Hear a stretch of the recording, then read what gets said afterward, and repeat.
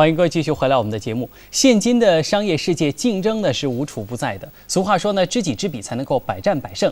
而今天我们请到的财经人物亨利·杜就和商业竞争有关。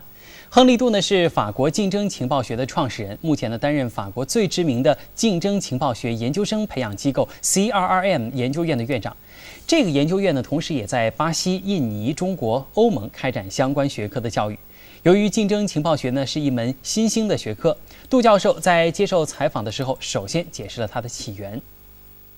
Competitive intelligence is a new, I will say, disciplines in university and also in business, and it started in the United States around 1985. And of course, competitive intelligence is what?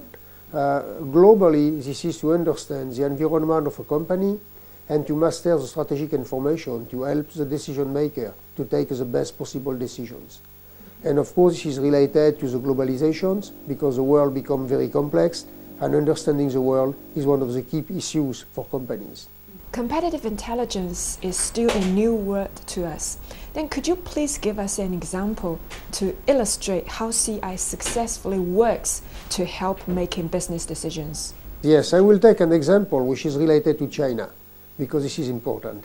And this is the coconut industries, which is also a Southeast Asia industry, which is interesting. If you look to the patents prior to 1995, which are almost in the public domains, you can find several patents which relate the use of coconut fiber to make tissues to prevent the erosion of soil.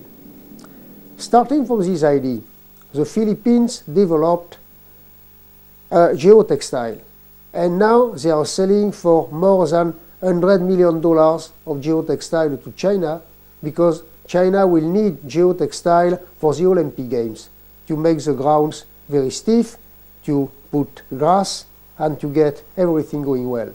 So you get in these very short examples the main ingredients of competitive intelligence. First of all, to have the frame of mind which will help you to understand information in terms of opportunities or in terms of strength for your companies. And of course, on the other side, you have weaknesses and of course, menaces.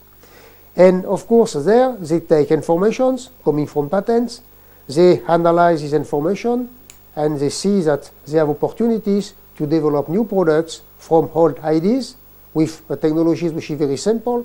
They apply it, so this is actionable knowledge, they create this knowledge, and after they go to products, and they go to market, and they make money.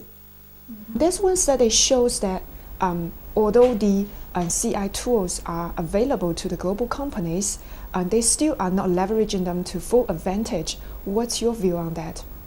Well, the problem is that this is a new discipline, and companies, even you have tools available, they need training. They need to understand, and they need to practice. And when they will practice a little bit, they will have the opportunity to use that tools which are really available in the market.